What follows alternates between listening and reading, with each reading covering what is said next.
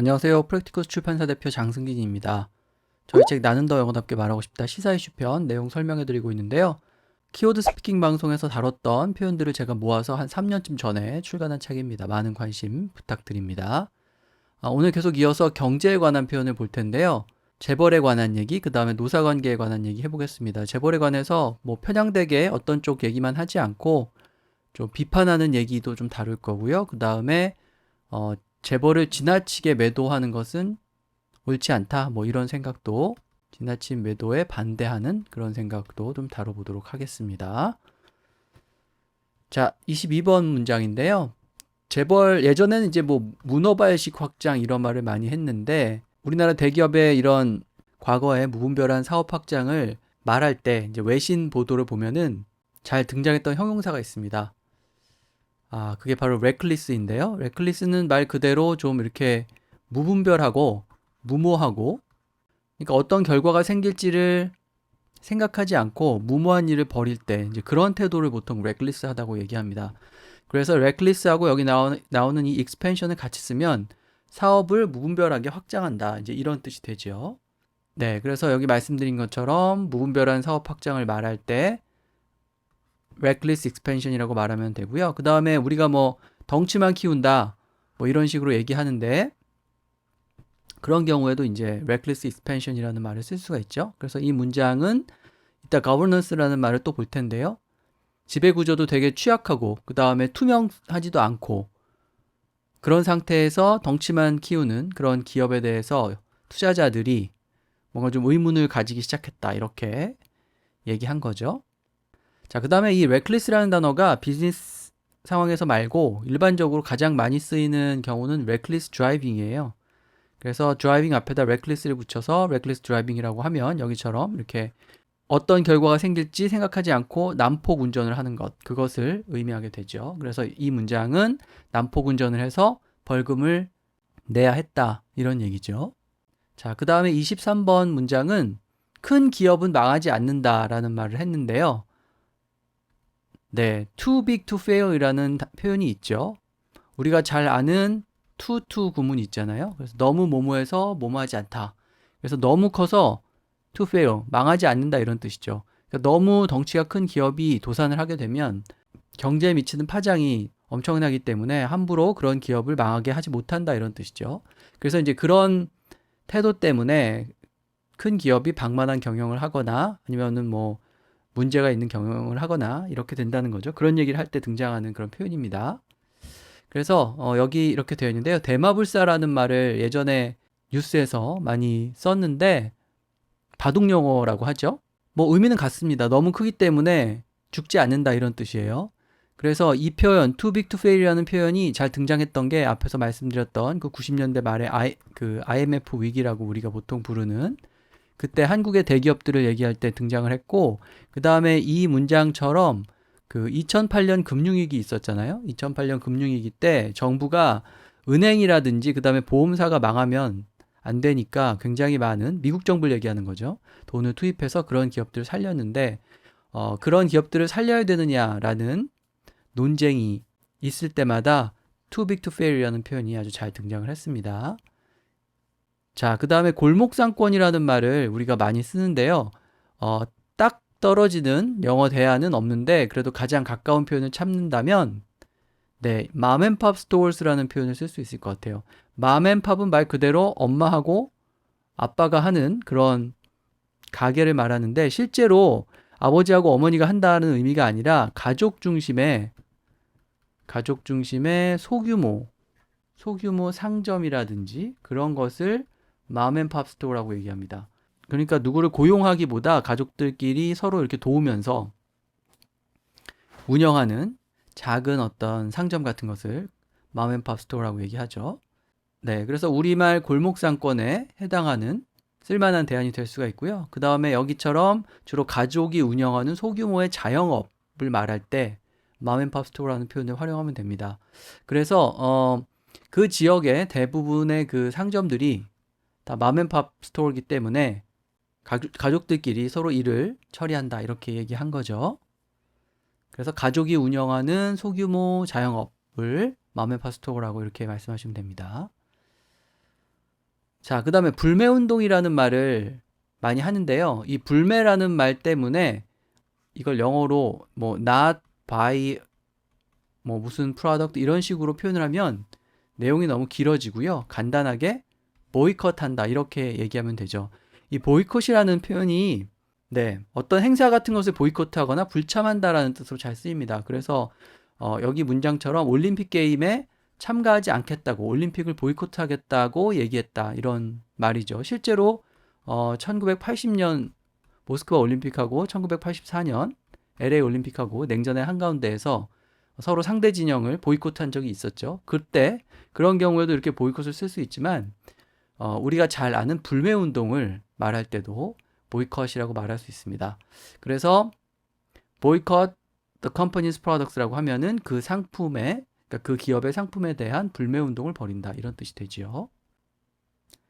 자, 그 다음에 강압적인 어떤 방식을 뭐 여러 가지로 표현할 수 있겠지만 여기서 제가 알려드리고자 하는 표현은 strong arm tactics예요.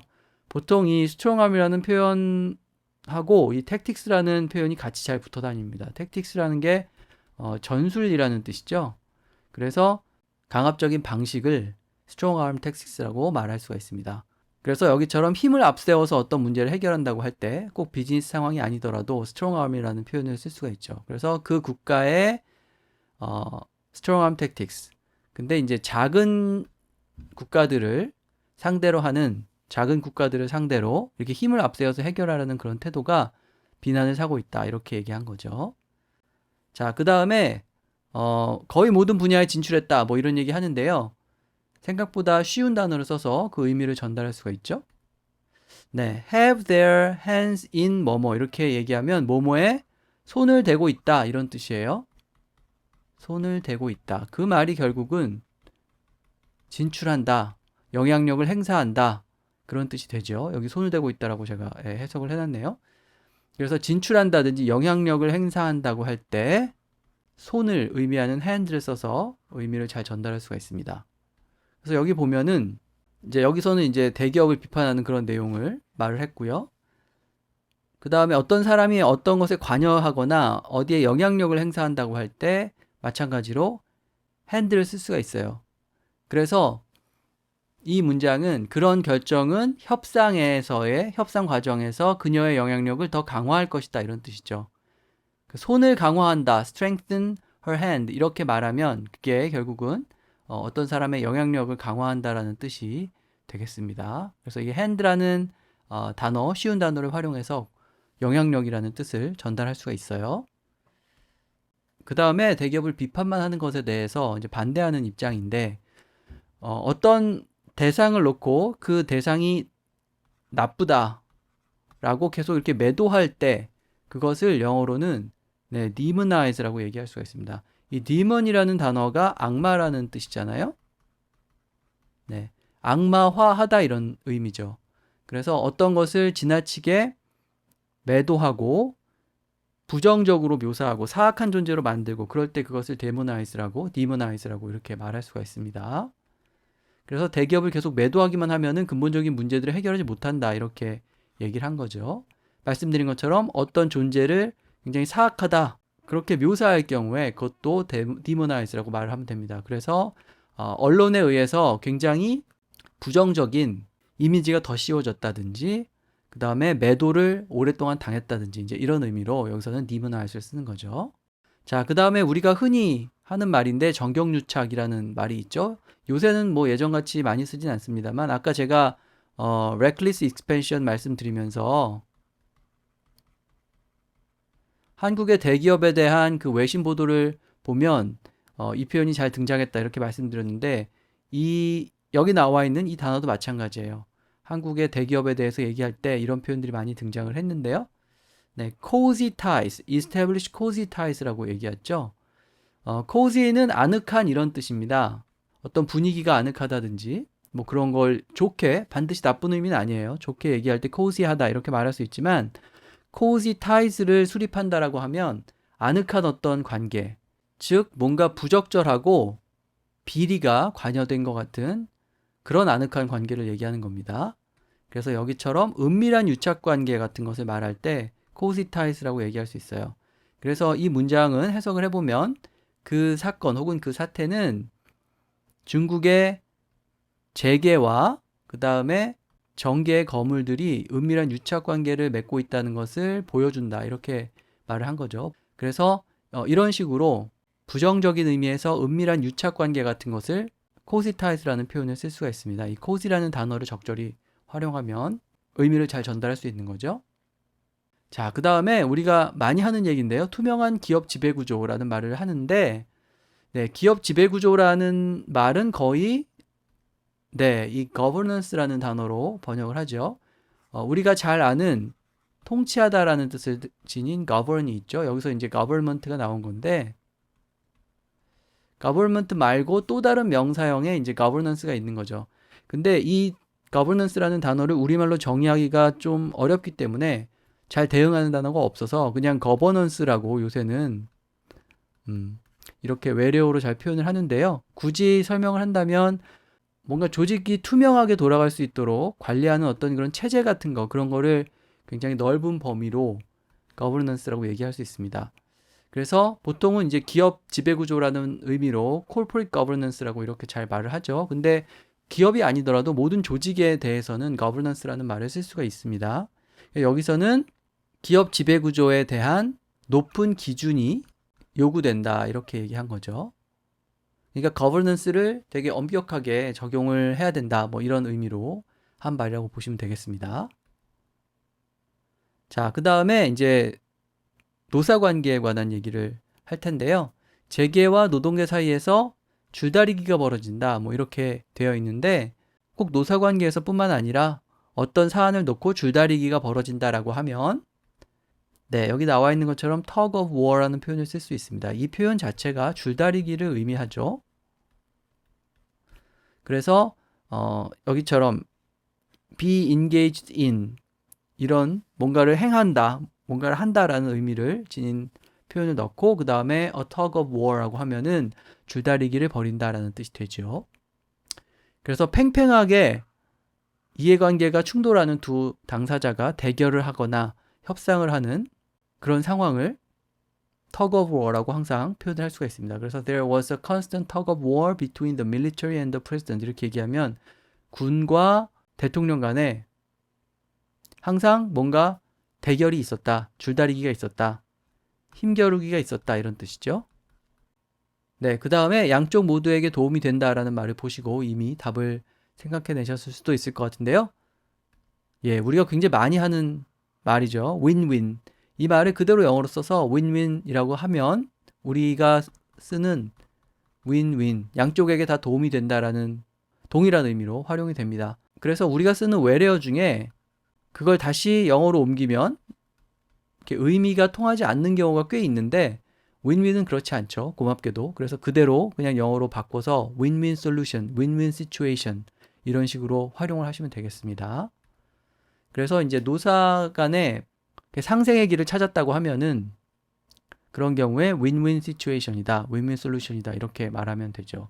그래서 win-win이나 우리가 흔히 하는 win-win이나 혹은 상생이라는 말을 영어로 표현할 때 win-win이라는 표현을 생각을 해보시면 되겠습니다. 그래서 여기 보면은 텔레커뮤팅이니까 이제 재택근무를 얘기하는 거죠. 재택근무는 사용자와 노동자 모두에게 윈윈인 상황을 가져다 줄 수 있다. 이런 식으로 얘기한 거죠.